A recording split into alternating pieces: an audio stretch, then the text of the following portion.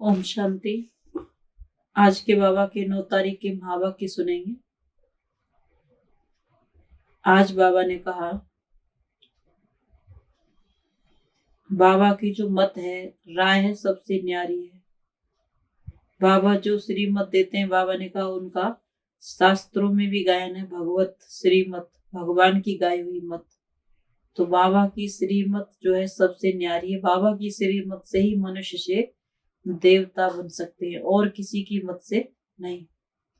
और बाबा ने कहा ये बाबा की जो श्रीमत है वो बाबा के बच्चे ही पहचान सकते हैं जिन्होंने परमात्मा को पहचाना है। बाबा कहलाने के अधिकारी भी बाबा ने कहा कौन बनते हैं।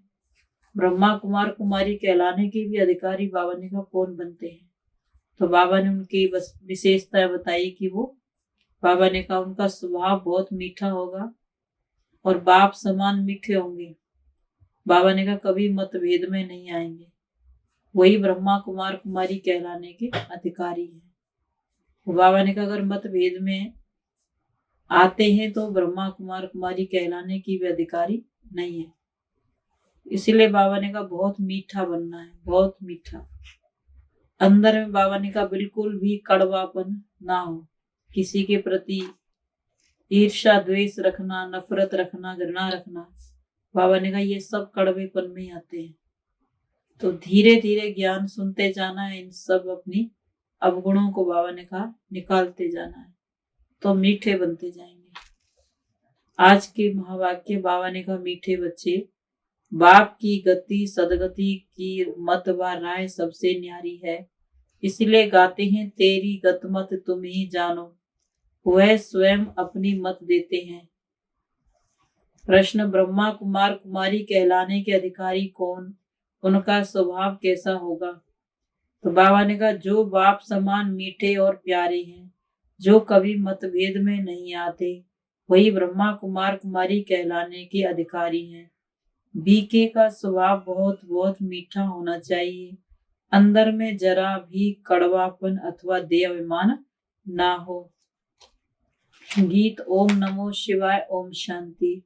सब सेंटर्स के नूरे रत्नों को बेहद का बाप समझा रहे हैं।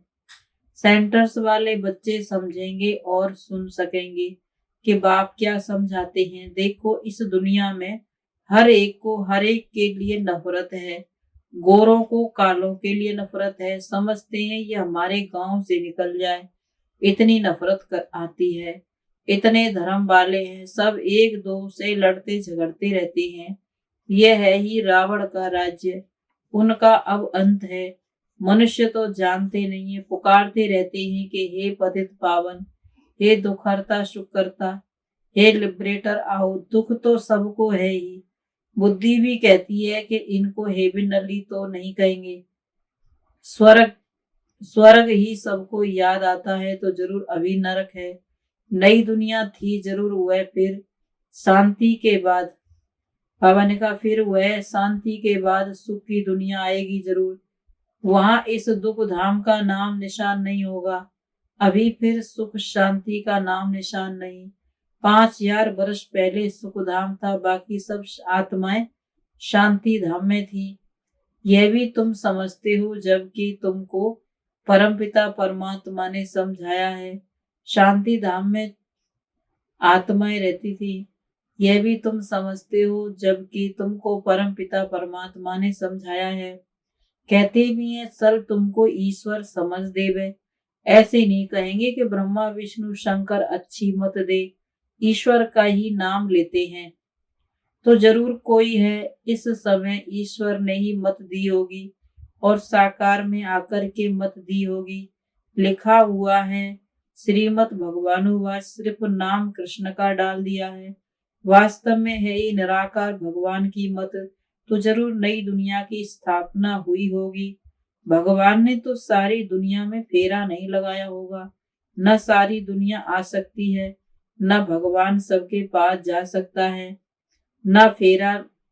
बाबा ने कहा ना परमात्मा के सम्मुख सब आ सकते हैं। कितने ढेर मनुष्य हैं, कोई बड़ा आदमी आता है तो उनको भी कोई सब थोड़ी देख सकेंगे। इतनी सब मनुष्य आत्माओं को बाप आकर गति सदगति देते हैं। शांति धाम सुख धाम अलग अलग है। सुख धाम में अशांति नहीं होती, दुख धाम में फिर शांति नहीं होती। ये सब बातें बाप समझाते हैं जो कोई शास्त्र में नहीं होगी। भगवान को कहा जाता है नॉलेजफुल, वह सब कुछ जानते हैं। जब तुम बताओ तभी तो हम जाने, तो जरूर उनको आना पड़े, नहीं तो सदगति कैसे दें। सर्व का सदगति दाता और सर्व का बाप हुए है। सब आपस में भाई भाई हैं, न कि बाप ही बाप हैं। यह समझ की बात है। परंतु आसुरी मत ने जो सुनाया वह मान लिया, अब आसुरी मत के अधीन है। बाबा ने कहा सब आसुरी मत के अधीन है। तुम्हारे पास अब कितनी रोशनी है। ये लक्ष्मी नारायण जो इतने ऊंच सदगति को पाए हुए हैं, उन्होंने भी यह नॉलेज नहीं रहती। तकदीर बाबा ने कहा त्रिकालदर्शी बाप है, उन द्वारा यह राज्य पाया है। देवी देवताओं ने शिव बाबा से यह राज्य पाया है। तो त्रिकालदर्शी बाबा ने कहा बाप है।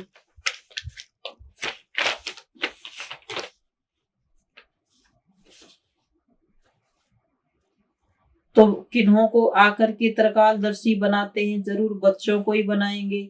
सगे बच्चों को सिखाएंगे, फिर उन द्वारा और सीखेंगे। बाप का बच्चा ब्रह्मा, ब्रह्मा के बच्चे तुम ब्राह्मण, विष्णु व शंकर के बच्चे नहीं कहा जाता।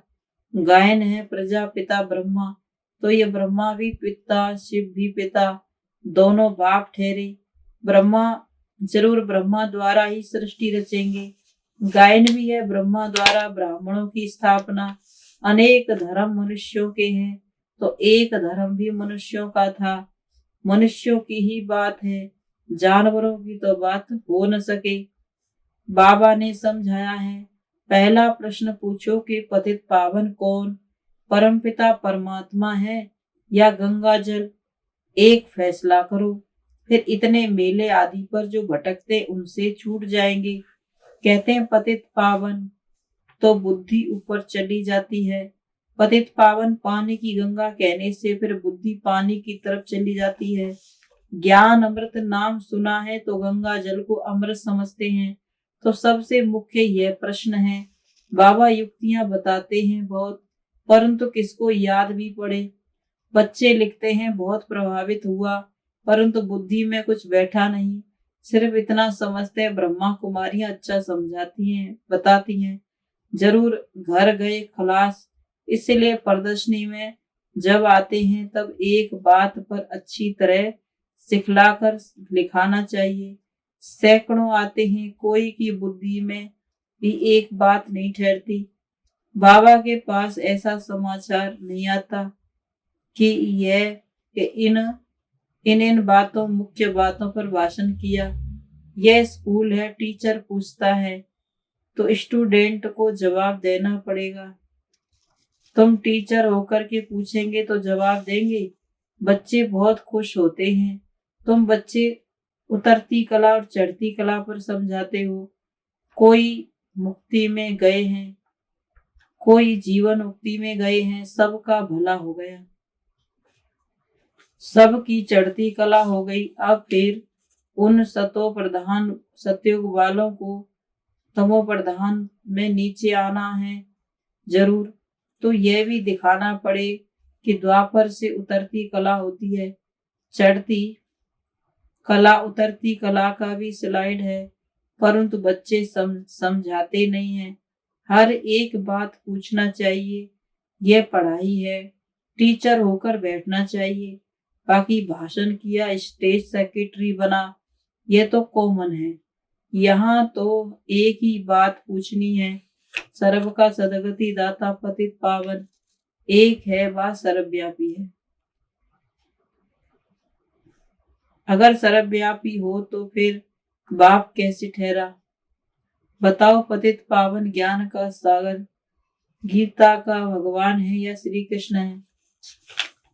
गीता का भगवान ज्ञान सागर शिव बाबा है या श्री कृष्ण है। भगवान किसको कहेंगे, जरूर निराकार को कहेंगे। इस हिसाब से गीता खंडन हो गई। गीता माई बाप खंडन तो सब शास्त्र खंडन हो गए। तुम सिद्ध कर बताओ कि सारी दुनिया झूठी है, सब पत्थर बुद्धि हैं। पार्श बुद्धि होते ही सतयुग में है, पत्थर बुद्धि है तब तो बाबा आकर पार्श बुद्धि बनाते हैं। जो पार्श बुद्धि थे वही आकर पत्थर बुद्धि बने हैं, जबकि सृष्टि का भी अंत है। बीच के टाइम में हम कह नहीं सकते कि तुच्छ बुद्धि व तमो प्रधान है। पिछाड़ी में सब तमो प्रधान बनते हैं। क्रिश्चियन धर्म आया तो ऐसे नहीं कहेंगे कि तमो प्रधान है, तमो प्रधान थे नहीं, उनको भी सतो रजो तमो में आना ही है, पास करना ही है। इस समय सारा जड़जड़ी भूत झाड़ है, इनका विनाश होना है। इस पर बाबा ने कहा, इस पर रजो तमोस को पास करना है। इस समय सारा झाड़ जड़जड़ी भूत है, इनका विनाश होना है। इस पर अच्छी रीति भाषण करना है, ऐसे नहीं जो आया सो बोल दिया। बड़े अक्षरों में यह पहेली लगा दो, जो सब पढ़े गीता का भगवान पुनर्जन्म रहित है, ज्ञान का सागर पतित पावन परमपिता परमात्मा है या श्री कृष्ण है। भगवान ने गीता रची और पतितों को पावन बनाया, याद भी उनको करते हैं। अब कृष्ण को बाबा ने कहा, कृष्ण की आत्मा भी पावन बन रही है। उधर बाबा ने कहा कृष्ण को झूले में झुलाते हैं, पुरुषार्थ करते हैं, इधर कृष्ण की आत्मा पावन बन रही है ब्रह्मा के नाम से। इस बात को उठाते नहीं है। 5 विकारों के डायलॉग बहुत करते हैं। व्यंग मार्ग की सर्विस करनी चाहिए। अपने को अकलमंद बहुत समझते हैं, पर उनका ख्याल करना चाहिए। अकलमंद कैसे हो सकते हैं? अभी तो कच्चे हैं। हर एक बाबा ने कहा मर्चेंट, हर एक धर्म वालों को तुम्हें अलग अलग निमंत्रण देना है। राम कृष्ण वालों को बड़ा मठ है, हरिजन की भी बाबा ने कहा एसोसिएशन है, उनके जो मुख्य है उनको निमंत्रण देकर बुलाना चाहिए। ऐसे काम करने वाले कोई हैं जो इसमें लगे रहें, आपस में राय करनी चाहिए। बाप श्रीमत देते मुख्य प्रोब की बात उठानी है। बाबा ने कहा तुम माताओं को अच्छी तरह ललकार करनी चाहिए, कमजोर नहीं बनना चाहिए। लेकिन कई ब्राह्मणों की आपस में नहीं बनती है। बाबा ने कहा मतभेद के कारण आपस में बात भी नहीं करते, देहाभिमान के कारण। बाबा ने कहा देहाभिमान बहुत है, राम राज्य में जाने के लिए तो लायक बनना पड़े। यह है ईश्वरीय राज्य, इसमें आसुरी स्वभाव वाले रह न सके। बाबा ने कहा उनको बीके कहलाते हैं, बीके कहलाने का हक नहीं है। बाबा ने कहा जो आसुरी स्वभाव वाले ईश्वरीय राज्य में, बाबा ने कहा ईश्वरीय राज्य है, इसमें आसुरी स्वभाव वाले रह न सकें, उनको बीके कहलाने का हक नहीं है। बाप कितना मीठा है तो जंगली कांटे एक दो पर। तो बाबा ने कहा बाप कितना मीठा प्यारा है तो समान बनना चाहिए। कोई कितने कड़वे बन पड़ते हैं। बाप कहते हैं ये तो जंगली कांटे हैं, तो एक एक बात पर अच्छी तरह पूछकर लिखना चाहिए। पतित पावन परमपिता परमात्मा है या श्री कृष्ण, पतित पावन परमात्मा है या गंगा, सर्व का सदगति दाता परमपिता परमात्मा है, पानी की गंगा। ऐसे चित्र बाबा ने को बनाने चाहिए, डायरेक्शन देते हैं। पहली मूल बात सिद्ध करो, अलग को जाना भी तो सब कुछ जान जाएंगे। बीज को जानने से झाड़ को जान जाएंगे। तुम बच्चों को बाबा ने कहा बहुत मेहनत करनी है। सिर्फ कहते हैं बीके, बहुत अच्छी सर्विस कर रहे हैं। मनुष्यों को लाभ होना चाहिए, आता एक भी नहीं है। अच्छा, मीठे मीठे सिक्की लदे बच्चों प्रति माता पिता बाप दादा का याद प्यार गुड मॉर्निंग। रूहानी बाप की रूहानी बच्चों को नमस्ते। हम रूहानी बच्चों की रूहानी माता पिता बाप दादा को गुड मॉर्निंग और नमस्ते बाबा नमस्ते। धारणा के लिए मुख्य सार है, आपस में राय कर विहंग मार्ग की सेवा करनी है, कभी मतभेद में नहीं आना है। दूसरी पॉइंट, टीचर बन सभी को अलग की पहचान देनी है, चढ़ती कला और उतरती कला का राज समझाना है, ज्ञान की पहेलियां पूछकर सत्यता को बाबा ने का सिद्ध करना है। वरदान है, मास्टर दातावन खुशियों का खजाना भरने वाले। बाबा ने कहा मास्टर दातावन खुशियों का खजाना बांटने वाले, सर्व की दुआओं के पात्र भव। वर्तमान समय सभी को अविनाशी खुशी की आवश्यकता है, सब खुशी के भिखारी हैं। आप दाता के बच्चे हो, दाता के बच्चों का काम है देना। जो भी संबंध संपर्क में आए तो उसे खुशी देनी है, खुशी देते जाओ, कोई खाली न जाए। इतना भरपूर रहो जो हर, बाबा ने कहा हर समय देखो या मास्टर सर्वशक्तिवान या मास्टर दाता बनकर दे रहे कुछ दे रहा हूं, सिर्फ अपने को सुख, अपने में ही खुश है। जितना दूसरों को देंगे उतना, बाबा ने कहा उतना सबकी दुआओं के पात्र बनेंगे। स्लोगन है,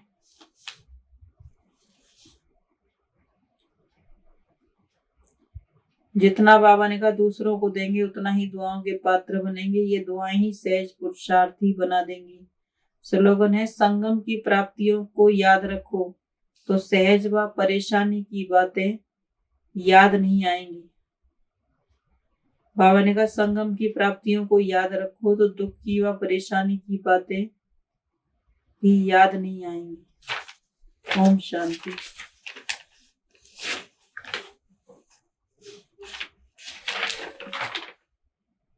मातेश्वरी जी के महावाक्य हैं,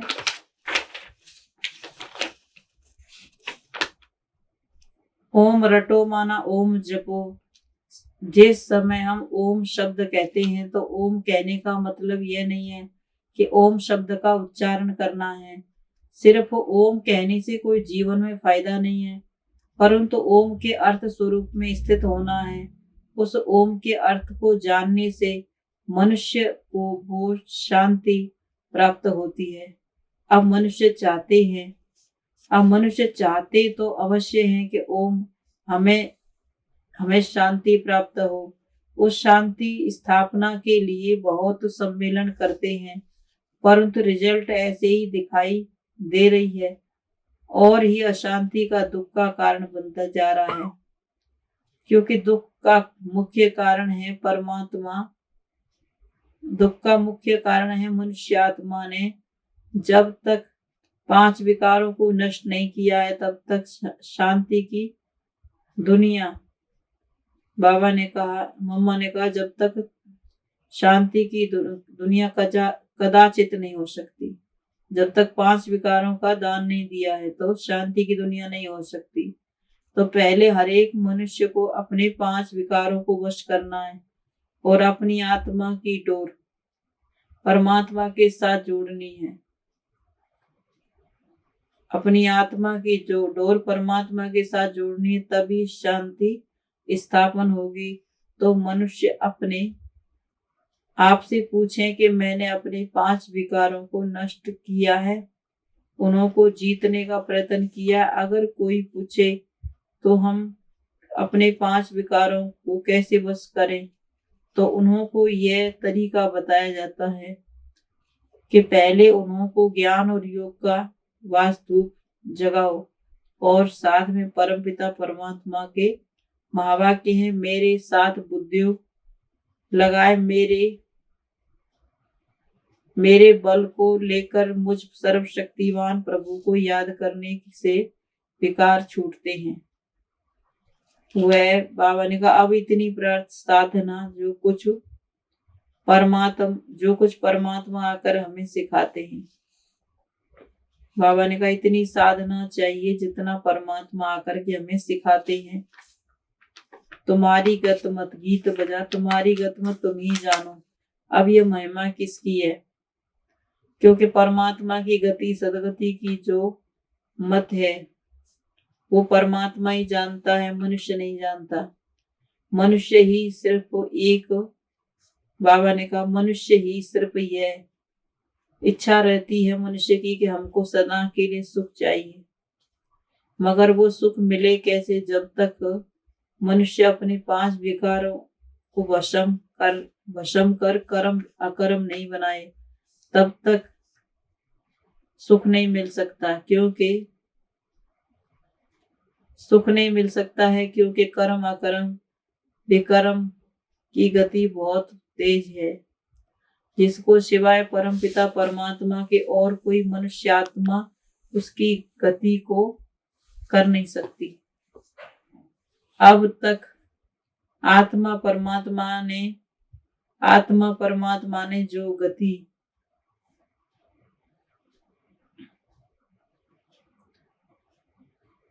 जिसको सिवाय परमात्मा के और कोई मनुष्य आत्मा नहीं जान सकती, अब जब तक परमात्मा ने वो गति नहीं सुनाई है तब तक मनुष्यों को जीवन मुक्ति भी प्राप्त नहीं हो सकती। इसीलिए मनुष्य कहते हैं तेरी गत मत तुम ही जानो और न जाने कोई।